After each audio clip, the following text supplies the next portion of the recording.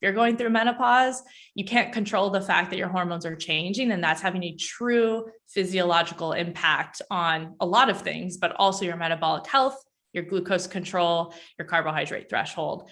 And so, we naturally see that significant decrease in your ability to dispose of the same amount of glucose, so same amount of incoming carbohydrates for women pre-menopause versus post-menopause. And that's just a fact. And so we can't pretend that it's not real, and we can't pretend it doesn't change the approach you might have to take. And that's where we can be empowered with support and resources so we can find something that works for people at whatever stage or situation they're in. Welcome, Kara Collier, to the Dr. Tyna Show. I am so excited to have you here today. We are going to talk about blood sugar monitoring and blood sugar handling in general. And I am a big fan of metabolic health. And so I was excited to get you on to talk about NutriSense, which is who you work for. So could you introduce yourself to the audience for a moment? Yeah, absolutely. Excited to be here. I'm a dietitian by trade. I started my career in a clinical nutrition world, working in hospitals, working with patients. As I'm sure you can relate to and understand, I very quickly realized that wasn't going to be the most effective way to help people through the traditional healthcare system. So instead, I kind of jumped ship eventually and helped start NutriSense, where I'm a co-founder and the VP of health there.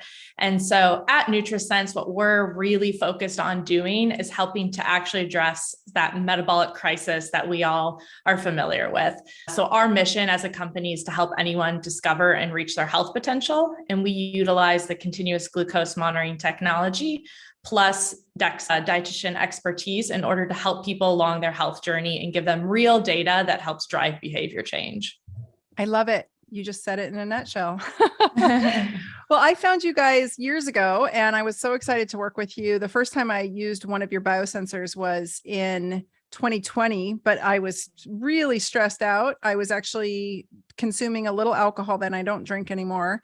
My audience knows. And I found it to be so interesting at how different aspects of my life and behavior altered what my blood sugar was doing. Your app is so awesome because you can just track right along with it.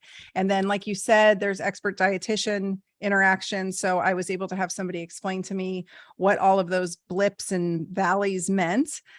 But then I let it go for a while, and because stress got so high during the pandemic, and I eventually circled back to you guys, and you sent me 2 biosensors. So I was able to track it for a full month, and with no alcohol. So very different sleep habits at that point, because alcohol ruins your deep sleep. Yeah.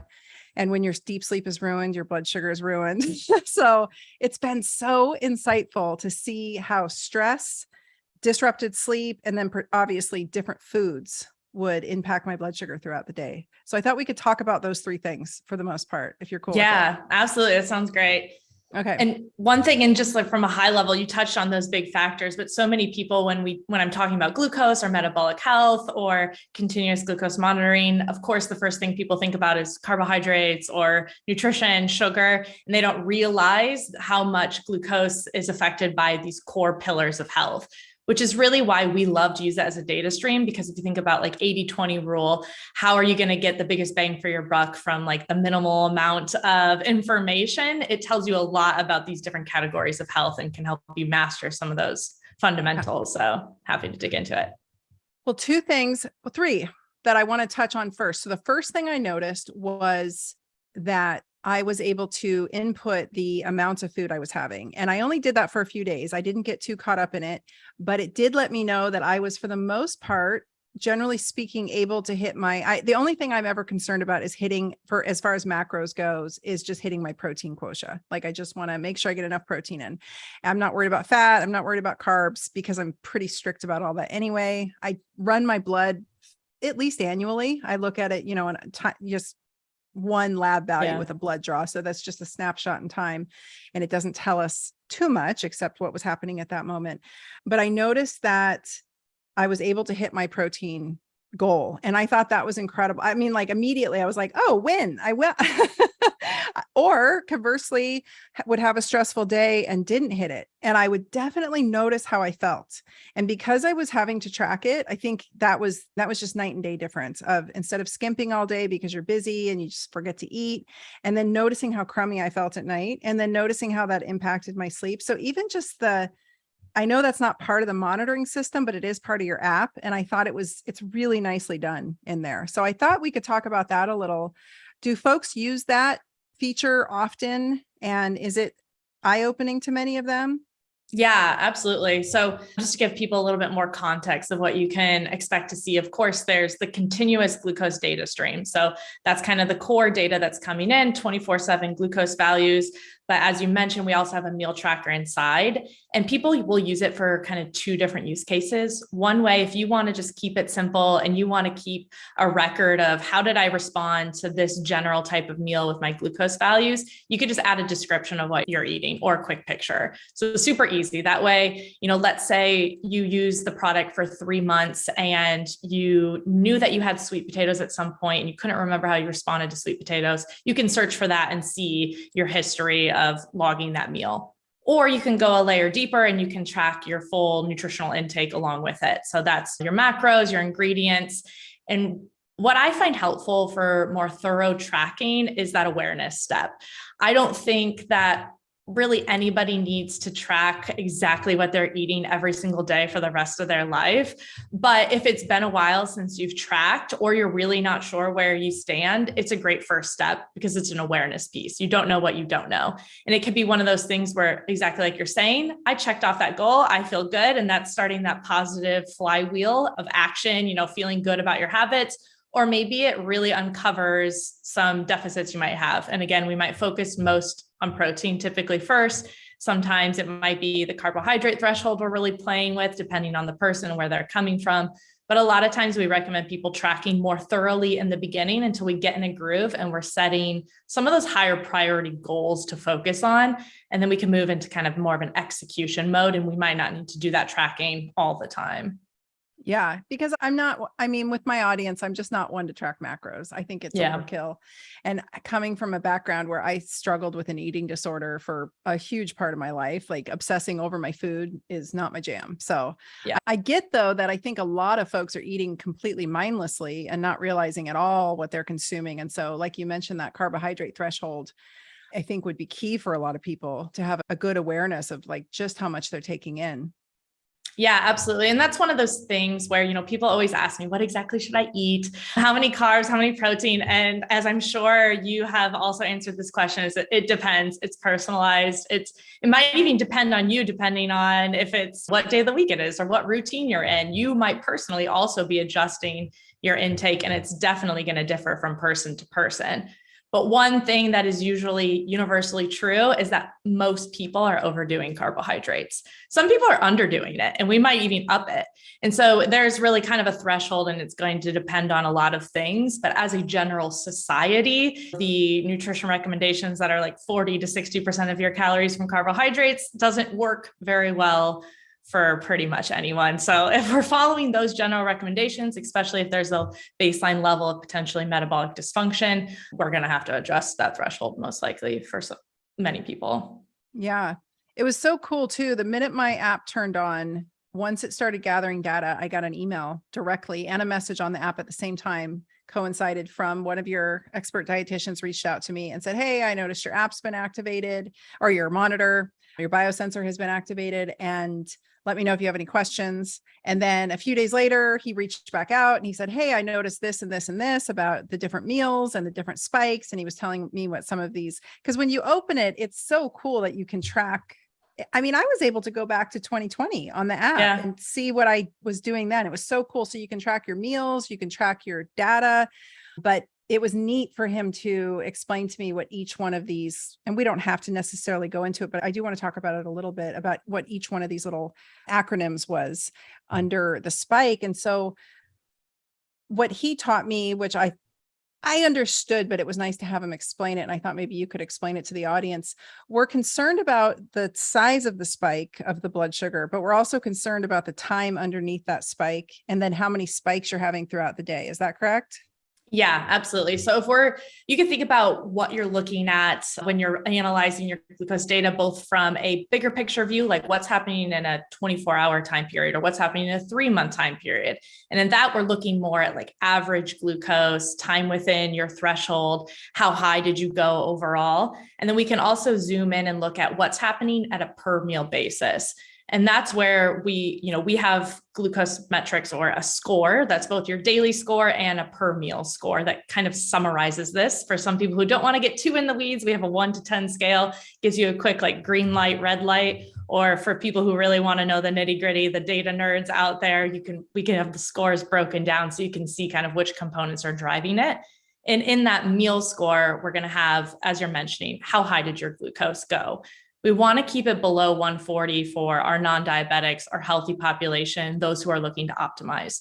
So that's about like the spike peak there. And then the second is that area under the curve, like how much exposure to glucose levels did you have in a 2-hour window after you've eaten? So it's okay to have a glucose spike that goes up, especially if it's something we would expect. If you had some carbohydrates in your meal, we expect glucose to fluctuate a little bit, and that's okay. I think a big myth too is that glucose has to be completely flat all of the time. And that's not true either. We expect it to fluctuate, but then the question is, how much is it fluctuating? And is it within what is a reasonable, metabolically healthy system?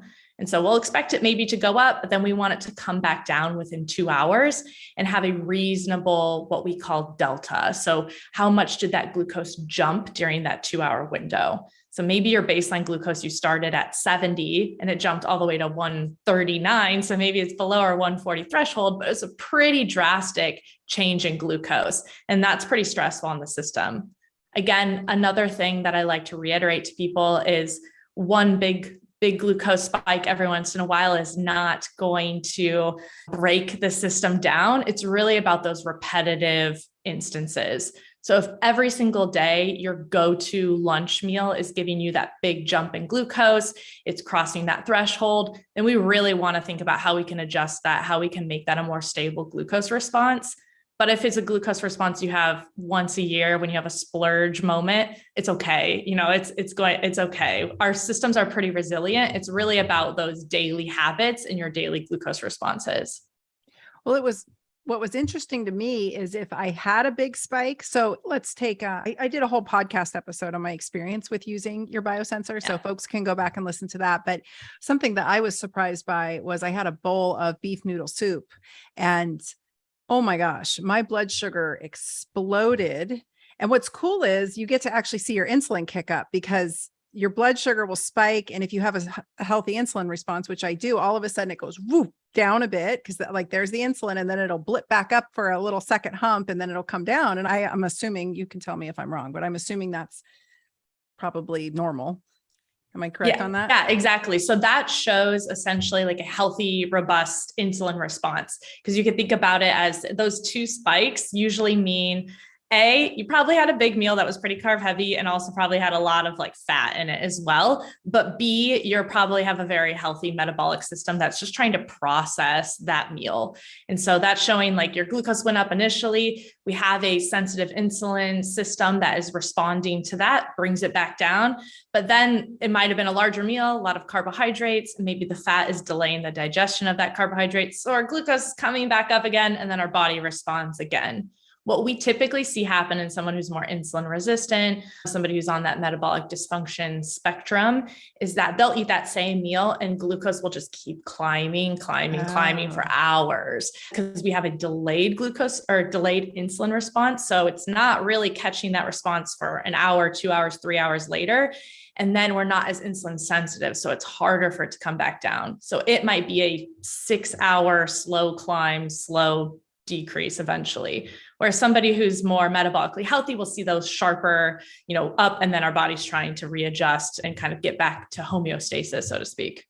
That is so interesting. And what a disaster that would be, because insulin pro-grow, insulin is not our friend when it's not coming at the right time. And to have 6 hours of a slow putter of insulin leaking out is not a good thing for the body. No. And 99% of the time, somebody who is insulin resistant and has that response, they're usually eating again before that glucose response has normalized. If it's taking 6 hours for that to respond, most people in that situation have already started their next meal. And so now we've entered a state basically where that glucose level is just never coming back into a normal range.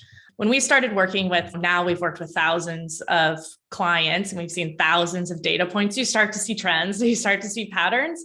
And basically everything that we were taught from a nutrition perspective, how to manage diabetics, pre-diabetics glucose levels, you can very easily just like put that in a little bucket, toss that up, shred that, burn it in the trash can, because it just doesn't work because of that huge glucose response you get even from some minimal carbohydrates at that point. Like it just doesn't work. Yeah, you'll like this story. When I was 23, I believe I went to work for my mentor, who was a naturopathic physician, and he was about my age at the time. And he was a really fit, good looking guy. And he told me, this is in the early 90s. And he said, stop doing cardio and start lifting weights, like number one. And then I think probably the third or fourth day I was there, he wanted to take me to lunch, and I ordered, I think like chicken, I think it was chicken fettuccine, some kind of chicken pasta dish. And he said, you're going to pass out in an hour. And I was like, no, I'm not. And sure enough, an hour later, I'm sitting in my chair at the front desk and I'm like snoozing off between patients. And he comes up and puts his hand on my shoulder and he's like, how do you feel now? And he taught me right then and there the importance of avoiding carbohydrates. This was before there was a paleo diet there terms didn't even exist. And he was like, stop eating breads and refined carbohydrates and pastas, especially in the middle of your day. Focus on your protein, lift weights. It was all the things that, I had just come out of my bachelor's degree, and it was the opposite of what I had just learned in school. And so he really was the person to turn me on to this. And he taught me that people's metabolic health was really the root cause of virtually everything. And then I was such a nerd in naturopathic school. I was telling my husband this story the other day, so I'll share it with you. I remember in differential diagnosis class, and that's a class where you have to learn about a condition and then physicians have the obligation to diagnose. It's a privilege and we must do it. Other healthcare professionals do not necessarily have to diagnose. And so inside of that diagnosis, like someone presents and it's like, it's asthma. Well, what are the other things it could be? Or what are the other contributing root causes, right? And so we had to come up with what's called a differential. And I started seeing a pattern very early on in all of my differential diagnosis training, which was a very challenging course because it requires you to know and be able to retrieve an immense amount of information. And every single differential had diabetes in it. Every single one, diabetes type 2. And I remember asking my professor, I'm like, so basically every single condition that we're dealing with on this planet, for the most part, probably has metabolic dysfunction at its root core. And he was like, yeah, pretty much. So that was the take home that I learned early on. So when I beat this drum and then, COVID came along and I was like, hey guys, it seems to be hitting the diabetics hardest. This was like early data out of China. And so I really have doubled down on it since then, because how you go into anything metabolically is going to dictate how you endure and exit, right? And so I think that your product is such a valuable, easily the coolest biohacking device I've ever used. Hands down. I have the Aura Ring, I have the Whoop, I have all the things. And the most helpful information that I've gotten in real time was using your biosensor. Like it just, I knew how to interpret a lot of it and I understood the mechanics of metabolic health. So I'm sure it was easier for me than I would say a layperson, but man, was it eye-opening. And going back to what you said, I did notice those spikes if I kind of ate too close together, or I'm kind of a grazer. So I'll eat and then I'll eat again. And then I'll have a little strawberry and then I'll have a little bite of this. And so I was like, woo, spikes, spikes, spikes. And I knew that's not a great place to be, right? We kind of want to spike and come down and sit for a while. Is that correct? Yeah, ideally. Yeah. I feel like again, there's never a one size fits all, but as a general approach, I really try to emphasize to people to have a larger meal at a time that is satiating. You're getting enough protein, you're getting, nutrient density, and then you're letting it kind of normalize from there, taking several hours in between meals. I know there's always the circumstance of real life gets in the way. So we have to be flexible with some of these more like rigid rules of don't always get the opportunity to have a large meal. Sometimes you're like working and things are chaotic, but ideally it's not just like grazing all day, because we're never getting back down to that normal value. And that's where you can really double check with what is your 24-hour average glucose of, is that in check? Because, and again, what we're aiming for on our end as an optimal value isn't necessarily the same as what would be an optimal equivalent of an A1C. So I'm sure your audience is familiar with the hemoglobin A1C, which is essentially your average glucose. If we're looking at it from an A1C perspective and you want to be below the pre-diabetic threshold, I think that averages out to like 117 milligrams per deciliter average glucose. But from the research we've done and what we have seen and just analyzing our own data sets of our customers is that we really want to aim for an average glucose below 105 as kind of that upper threshold for optimal outcome. Okay. So if we're looking at that, and that's part of our daily score, as I mentioned, we have a 1 through 10 score that gives you a daily snapshot. One component of that is your average glucose.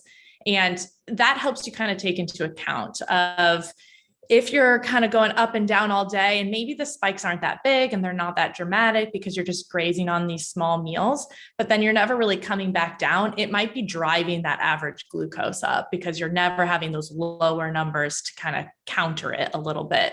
So it's kind of contextual. For some people, it's just hard to get them to eat those bigger meals, but that is what I encourage.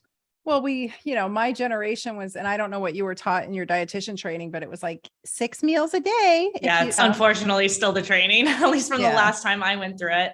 And I think your story is incredible too with was it your professor, or a mentor? It was my mentor. Yeah. Way ahead of the time. I had a similar revolution as your differential diagnosis where when I was working in the hospitals, I was working in the ICU primarily, and I started to really get frustrated by the experience of the type of situations where people are coming into the ICU. It's usually like a DKA from uncontrolled diabetes, or needing an urgent amputation because of uncontrolled diabetes, or needing to go on dialysis because of uncontrolled diabetes. You see these themes over and over. And so when I left the hospital, that's also the kind of the rabbit hole I went down, is what is that root cause that is the most common amongst these situations we were seeing, and what can we do about it? And that's what really brought me to metabolic health, glucose, and then this technology of continuous glucose monitoring to help drive some of that core issue we're seeing. And it really comes down to metabolic health as that foundation layer. It is. It's everything. I mean, it is the root cause of virtually I call them chronic lifestyle diseases, like cardiovascular disease and all the diseases, cancer. So many of these, sometimes we get a bad roll of the dice, but for the most part, if your cells are bathing in insulin all day because of insulin resistance, that's a tough one. That's not a good place to be. What I did find interesting was, let's go back to that beef noodle soup. Once I spiked because normally I would spike and come down, and I tried to only do like 1 spike a day and not too many, overall. But what I noticed, and not even that high, but that sent me, I think, above 140. It was not pretty. My blood sugar handling the rest of the day was a complete train wreck. The whole rest of the day was just refer to it as brittle. It was just super up and down and not nearly as smooth and linear as it had been. So whatever I did to myself messed me up for the rest of the day. And I was sort of discombobulated metabolically. And that was really, really interesting to me. Do you see that? I do see that sometimes. And I also think part of it, and I don't know if this is what happened with you, but a lot of times when somebody has a meal that is maybe outside of their normal or really gives them a less optimal glucose response, then it starts this craving cycle too. Because a lot of times we see that glucose spike and then we see a dip, and that's a little bit of reactive hypoglycemia, which is much more common than what people realize. We see it often, and it's typically associated then with symptoms of shakiness, the normal hypoglycemic symptoms, but also hunger and cravings, because your body is like, we're low on energy. I'm getting hypoglycemic. We need to eat. So for a lot of people, it will start this roller coaster of kind of having dysregulated hunger signals from some of those more dysregulated glucose responses. So that's part of it. The other thing, as you're mentioning with brittle responses, is some of those other factors as well. When we put ourselves in a temporary insulin resistant state from something like stress or poor sleep, we also see people have much more brittle responses. So the body is just not as robust as it might be under normal conditions. And a lot of people don't realize that. Those are the things that when you start to see the data, it's hard to ignore it. But when you tell people when they don't have the data, they very much want to ignore it. And so that's where real-time data that's coming from your body, not somebody else's, not just information you're consuming, is such a powerful behavior change driver, because suddenly it's like, oh, I can't ignore this. I can't run away from this. I'm seeing it come from my own body. But that's what helps people usually prioritize some of those more subjective types of priorities like stress and sleep. Well, that's what I was going to talk to you about next, because that was it. I have been preaching for years and years that sleep is everything, because if with just a few nights of disrupted sleep and you are in a transient pre-diabetic state, you get into a metabolic mess. And I was also traveling at that time. So I was at a conference, I was staying up too late. I was sleeping in a bed that, wasn't mine. I was in a hotel. So I was waking up all night.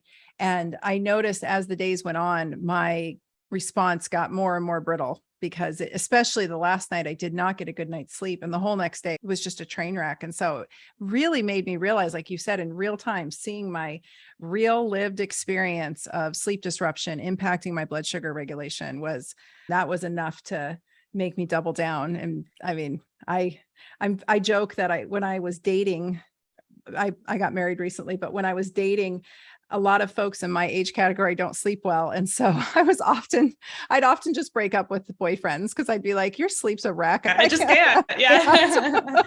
I know. I'm very maniacal about sleep as well, for the same reasons. You see it and you can't ignore it. And some people are like, oh, like, have a little fun, like stay out. And it's like, nope, it's too important. It's not worth it.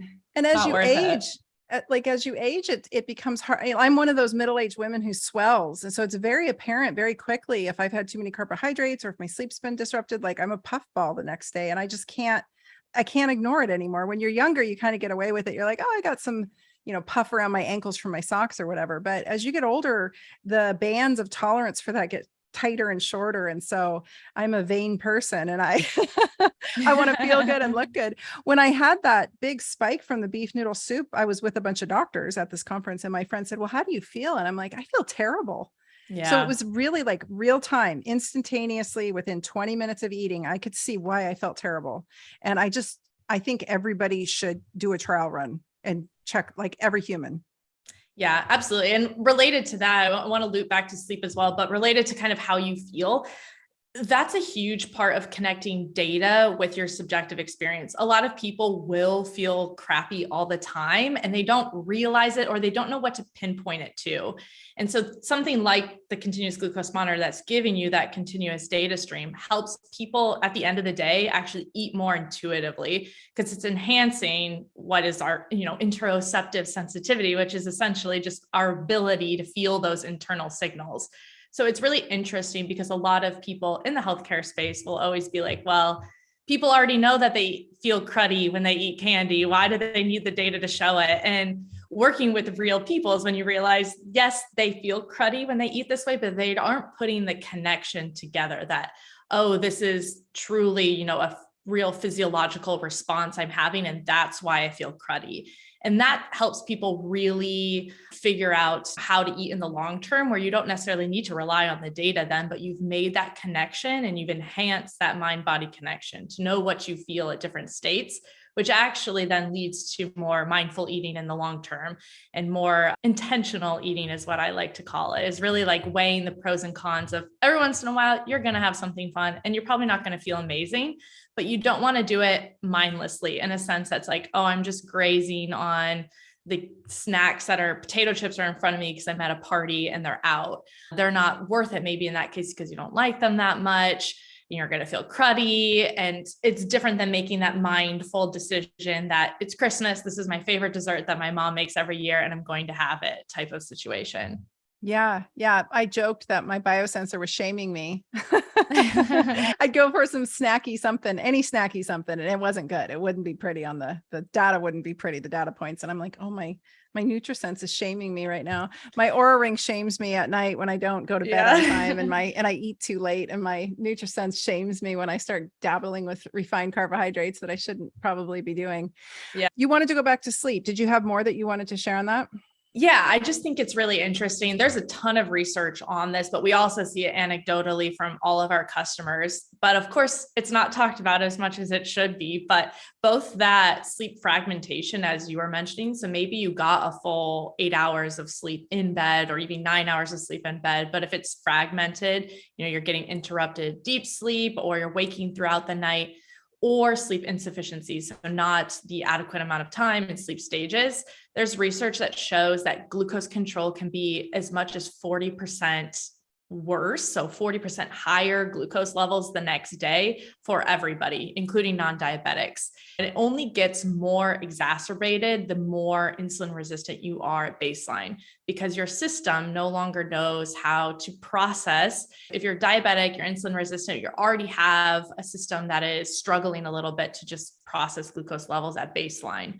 So then when we add in the factor of poor sleep, you're stressing the system even more. But we see this in our non-diabetics, our ultra healthy folks, that they get a poor night of sleep. And then the next day, those same exact meal they eat every single morning, suddenly they're not responding as well to. And so it's just something to be really mindful of, especially if you might be in a chronic sleep deprivation. I know we work with a lot of new parents that aren't necessarily have the option to get more sleep than what they're currently getting. And so that means you're going to have to adjust the way that you approach food during that, during that situation or during that time period where you're not getting as great sleep. Where when we're tired, we sometimes want to eat things that are even worse for us. And so it's being, again, aware of that empowers us with the ability to make better decisions when we have one, health lever that maybe we don't have as much control over. It's really about being mindful of I don't have as much control over my sleep right now. I have to have even more control over what I'm eating. So it's finding that balancing act. This is so important what you're saying, because I struggled tremendously postpartum with weight loss. I could not get the baby fat off. And it was really troubling to me because I'd always had such an easy time. I was in my mid-20s. I was 25. I'd always had such an easy time with my weight. And that definitely produced a huge challenge for me. And I was kind of a carb junkie I am a carb addict, like straight up. So I don't bring it into the house. And I have admitted this multiple times to my audience. Carbs are the yummier and crunchier and saltier, the better. I just don't bring them around me or they're gone. And if I do go at them, I just know I'm going at them. But I was eating a lot of carbohydrates after my daughter was born. And that was such a challenging, frustrating time. And I hear this often from other new moms. And it's hard because you just nailed it. Like if they would focus on a protein heavy, lower carbohydrate approach. And we see the same type of situation happen in menopause, really, right? When the sleep I'm sure you're seeing the same data points. I would just see this clinically, so I'm guessing, but this is what I would see. The sleep disruption starts from the hot flashes, and all of a sudden, boom, there's weight that wasn't there before, and it's harder to get off. Actually, the reason I reached out to you guys this more recently, I should say, was because I was starting to get a layer of fluff around my midsection, and I'm almost 49. Like I knew it was coming. It's challenging. It's not as easy to get off. And it wasn't really budging with any of the normal approaches that I take. And so the 2 rounds with the sensor was so helpful to me to see. Maybe it was just a swig of delicious fresh squeezed orange juice, right? But drinking that after protein instead of just drinking it on its own. If I drank it after having some beef, I was fine. If I drank it alone, there was a huge spike. And so I think the problem that a lot of Americans in particular are having, and you would know, I should probably ask you if I can look at your data at some point anonymously, because I was sitting in a restaurant with my buddy on day 13 of the monitor. And he said, show me your monitor, show me the data on the app. And I showed him. He's a doctor, functional medicine doctor. And he looked at it and he was like, tell me where these spikes came in. I told him, and he looked around the room and he was just like, well, what are all these people doing? And I'm like, I think the normal American might be a hot mess. I think it might be a total disaster for the rest of the group in this room, because I'm pretty stringent. I'm pretty careful, and I know how to combine my food correctly. What have you been seeing on your end as the data collectors? Yeah. And we have a wide spread of customers. So we have the ultra healthy that want to stay healthy. And I love that we can serve them too, because as you're probably aware, if they go to their physician and say, I want this tool to maintain my health and prevent, they're probably going to get pushed away and laughed at. So we are happy to serve them. A lot of people don't want to help the healthy people. And we also have a lot of people who are maybe on the bubble of metabolic dysfunction. And then we also have people who have multiple chronic health conditions, lifestyle related, that are really trying to take action.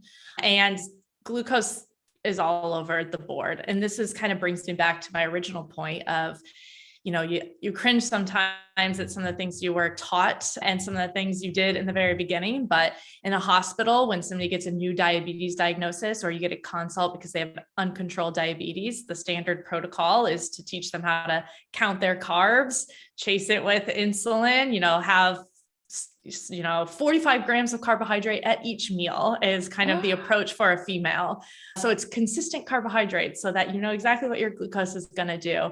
And now I know if you ate that, even if it was whole food carbohydrate source, which it's usually not, but if you ate 45 grams of carbohydrate from a sweet potato with a steak and you have insulin resistance, it is not going to look good. It is not going to be a glucose response that is helpful to you in any way, shape, or form. And then you're going to be on that glucose roller coaster that I mentioned the rest of the day, guaranteed. Now, if somebody who's very metabolically healthy eats that, it's kind of a toss-up. It depends on the person. Some people have higher carbohydrate thresholds than others, where they might be able to consume a little bit more carbohydrates and maintain really good glucose control. We're always going to still encourage high protein intake, protein first, and nutrient-dense sources, whole foods. But somebody who is a 220-pound male who weight lifts and has a ton of lean body mass and is expending a lot of energy, they might be able to have a decent amount of carbohydrates at each meal and maintain really good metabolic health. But a female who maybe is also really healthy, going through menopause, a much smaller stature, they probably are not going to be able to have the same carbohydrate threshold as, somebody else. And that brings us back to menopause. Not only are sleep disruptors more likely to happen during that stage, similar to, you might not be able to control the fact that you aren't sleeping as well. But menopause also is making women more insulin resistant. And that's just something, again, one of those things where you're a new parent, you don't suddenly get to sleep 8 hours through the night without interruptions. If you're going through menopause, you can't control the fact that your hormones are changing, and that's having a true physiological impact on a lot of things, but also your metabolic health, your glucose control, your carbohydrate threshold. And so, we naturally see that significant decrease in your ability to dispose of the same amount of glucose, so same amount of incoming carbohydrates for women pre-menopause versus post-menopause. And that's just a fact. And so we can't pretend that it's not real, and we can't pretend it doesn't change the approach you might have to take. And that's where we can be empowered with support and resources so we can find something that works for people at whatever stage or situation they're in. I love that. And it's so true. And it's, for the men listening, it's the same as you ate. It's the same thing. You're going to hit andropause and you're going to become more insulin resistant. I was honored to be able to take care of, my mentor passed away, and I took over his practice, and I was honored to be able to care for some of his original patients. And these folks were in their 80s and 90s. I mean, these were the most active, cute, elderly folks you've ever seen. And I watched every single one of them become diabetic on their labs because of the chronic muscle wasting that occurs with aging, the the inflammation that comes with aging. That's just part of the deal. The cellular senescence, where their cells and their stem cells start going to sleep. And most notably, them believing they can continue to eat the way that they did in their 40s and 50s. And it eventually, we're all going to become carbohydrate intolerant and insulin resistant to some degree as we age. That is why I'm such a proponent of people putting muscle mass on their body when they can, because that's like the backup generator, it's what we all need. And folks would get so frustrated with me when I'm like, hey, you're pre-diabetic, guess what? Now you're diabetic. And the last part, and I've shared this before, but I've been thinking about it so much lately, and maybe you have seen the data on this on your end, but as we age, our stomach atrophies, our stomach lining atrophies, we're not able to digest as much. We actually have to hit a higher protein threshold to metabolize protein, right? And then their dentition gets messed up, and often they'll stop eating protein. So they actually, most of the older folks I know are on low protein diets, just sort of by default, or sadly, a partner may pass away, their spouse, and then they're eating alone. So they're starting to rely more on packaged foods and canned foods. And it's just a terrible downward spiral. But ultimately, they end up on dialysis or something terrible. Anyway, I don't mean to be grim, but do you have older folks that are using your biosensor? And Yeah, we do. And we have some really, really inspiring older folks. So I'll also say that where it is an uphill battle where you're fighting against some of these natural things that are going to happen. As you mentioned, you're going to lose muscle mass at a more rapid pace. You're going to need even more protein because your digestibility isn't as strong. All of these things happen. Your body's naturally going to become a little bit more insulin resistant and less carbohydrate tolerant. But if we're setting up a good foundation early on, the earlier, the better. But if you're 50, 60, 70, it doesn't mean you can't start now. You can always make improvements at whatever stage you're in. But if you set some of that good foundation and then adjust what you're doing to the reality of where you're at, I see a lot of people have great success. And similar with women going through menopause, the women I see who have the best glucose control throughout menopause, have the most control over those symptoms, are the women who are prioritizing protein and are doing strength training. So I cannot absolutely agree with you more on the strength training. Our muscle mass, the amount of lean body mass you have, it does many things, but it's also the largest sink for our glucose to go. Think about it as just like your disposal system. So the more lean body mass you have, the more you're setting yourself up for success for glucose control and metabolic health. It does a lot of other things. It's certainly not its only benefit, but one of the most successful tactics across the board is just really prioritizing building that lean muscle mass. We see it as like a huge differentiator in people of all categories. Oh, I love that. I love that you have the data to back that up, because that's the drum I beat constantly. Yeah. I call it a mop. It's the mop. It just mops up all the glucose. It's like an insurance policy almost. Like it's helping you buffer some of the things you're going to face in life. 1,000%. And when you have like you're traveling and you might be out of your routine, or you're sick, or you're having to do something, it is that thing that is going to help you be a little bit more robust and stable and strong through some of these fluctuating life experiences or change in your day-to-day routine that is going to happen. We don't live in a perfect research facility where we get to actually control and execute exactly as we want all the time. And so having that insurance policy, that strong lean body mass to fall back on is so, so important. It's everything. It's the ticket. I agree wholeheartedly. I joke, I would never tell anyone not to have health insurance, but I joke, since I never use mine, and I believe health insurance is literally only if you are dying in a hospital. It does very little good if you've got a chronic lifestyle disease. I would rather spend my dollars on my coach, my training, than to build my muscle any day than I would on my health insurance, because I use it a whole lot more. And it's saved my butt a few times.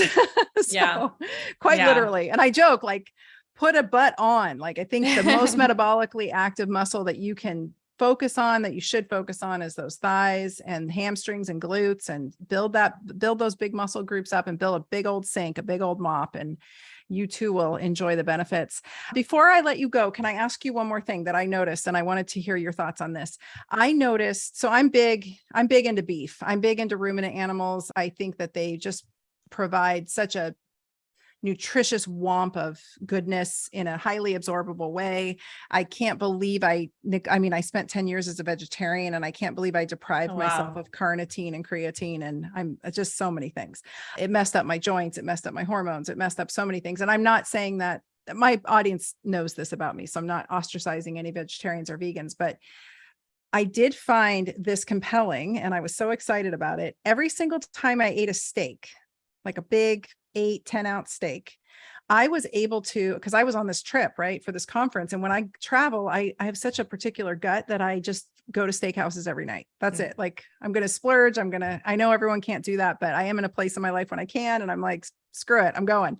So if I ate a big old steak and I followed it with even whomping doses of mashed potatoes, maybe even a sliver of gluten-free chocolate cake, just a few bites, or a few bites of high quality ice cream, my glucose went boop, just this beautiful little hump. Didn't spike, no pointy anything, just like bump. If I ate ground beef, I got a little bit more of a reaction. And if I ate shrimp or chicken, I would have a much more robust glucose response. So the quality of the protein clearly mattered, at least in my body. Do you have any insight on that? Yeah, that's super interesting. As just like a general rule of thumb, one thing we see is that any type of protein before carbohydrates is better than carbohydrates on an empty stomach. So I'll start there, as like people are always asking, like, what are the universal truths that you see among everyone? We're always like protein first. And so even thinking about like the soup you had, I'm sure like the noodles were mixed in. If you had had some protein before you had the soup, it probably would have helped a little bit. Or, people will have usually carbohydrates first at a restaurant, like they're snacking on the chips or the bread. And it's like, if you're going to do it, just wait till at least you get your entree and you have some protein first. It's going to make a really big difference. But quality also does matter. And part of that might be the fat content is also helping to blunt some of that glucose response. A steak is a much fattier piece of protein than something like even ground beef usually, or chicken especially. And so it's possible that the fat is helping to blunt. So the reason the protein blunts that glucose response is because we're slowing down digestion. We're not putting carbohydrates into an empty digestive tract to quickly be metabolized, which leads to that dramatic glucose spike. And so mixture of protein and fat especially can help kind of blunt that. But I think also the quality probably matters. I don't think there's as much like research about that, but we know from people who do dirty keto. So they'll be hitting their macros and they're in ketosis, but they're eating hot dogs and, fill in the blank dirty keto product. They do not have as good of glucose response as somebody who's doing a whole food keto-based diet. We've seen that over and over. And there's something about you're lacking the nutrients you need to really build that strong infrastructure. Again, it's back to like making sure you're nurturing your system. And it's not just down to macros. It's not just down to calories. It's really that quality that matters. If we know biochemistry, if you look on the inside, you know that there's a lot going on and we need all of those pieces to really function optimally. So I'm guessing it comes down to probably the fat content, but also just we get a lot of nutrients from a really high quality steak. And probably a combination. It's the best. I had no idea. I can't believe I neglected that for so long. It would have been a gain. If I had started lifting weights and eating steak in my 20s, I would be a different human today. It's just absolutely. I'm so excited when I meet young people like you who have already figured it out. I'm like, you guys are way ahead. You're going to have such beautiful hormones and menopause. I started training, I was eating good in my 30s, really good, but probably way too plant-based for my gut, for just, way too much raw kale. Not a good time. But I really started training for menopause around 40.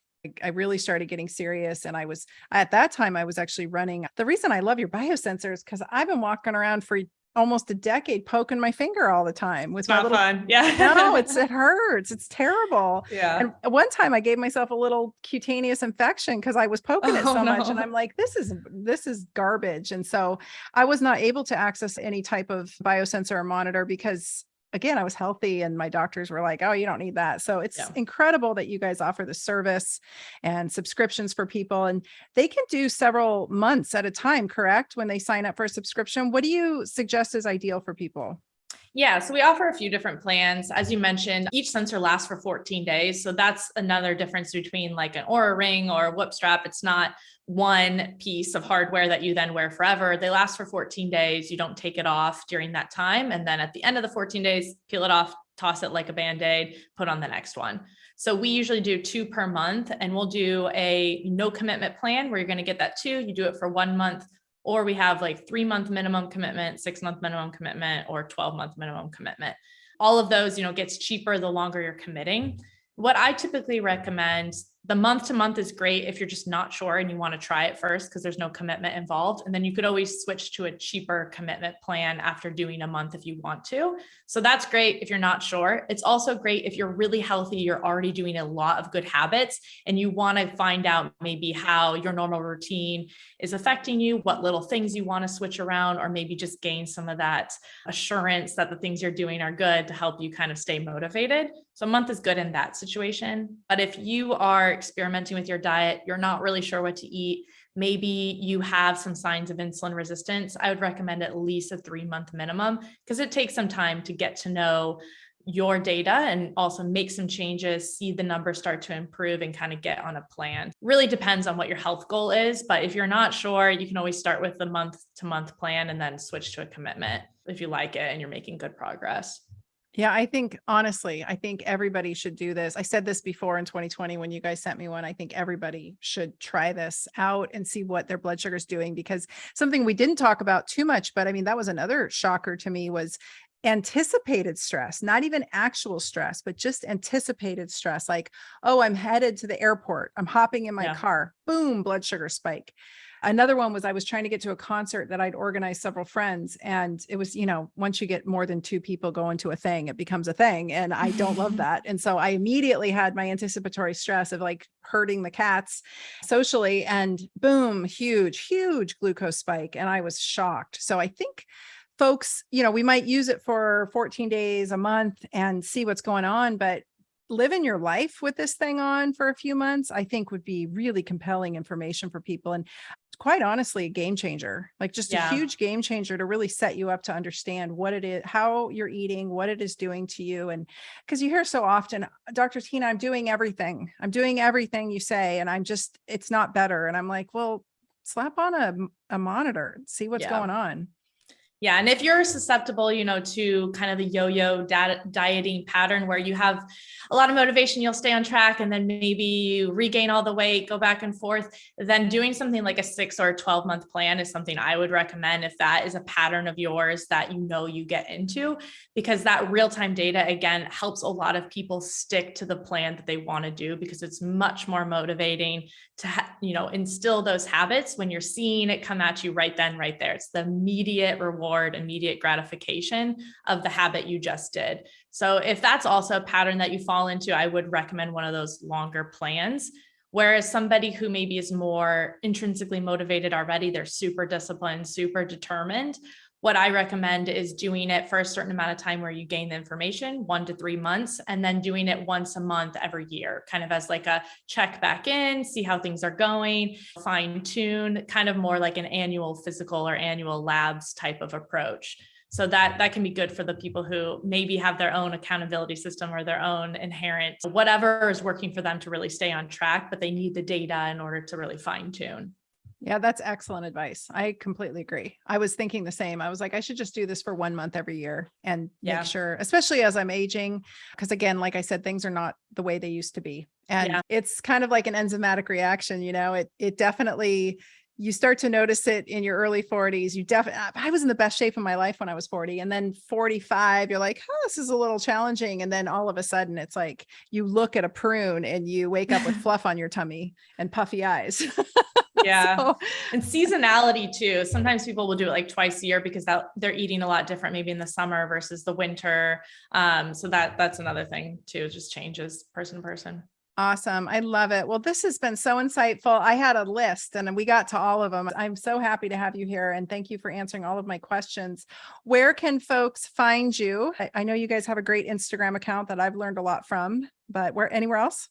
Yeah. So on our website, which is NutriSense.io, we have a blog and a newsletter. We're putting out a ton of content, all things related to metabolic health, general health, and then also social media. We're NutriSense.io on all Instagram, Twitter, Facebook, wherever you like to get your content, we're there. That reminds you do have a great blog. I learned a lot from the blog. I learned a lot about the sensor from the blog. And then you guys always show up on Instagram with the best little sound bites of information, which I already know, but the way you guys say it is captivating and interesting. And I think, man, for folks who don't know this stuff, this is great. This is great sound bites of information. So I really appreciate the work you guys are doing.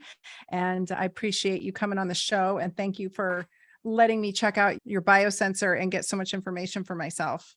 Yeah, absolutely. It was a lot of fun. Appreciate your support. And it's always good to talk to like-minded people as well. Yes. And for the audience that's not watching this, we have the same t-shirt on. Yeah. It's like we knew we're besties. We're twinsies with our olive green t-shirt. So, well, Kara, thank you so much for coming on the Dr. Tyna Show. And I'd love to have you come back again and we can dive into a part 2 of this. Yeah, absolutely. I'd love to.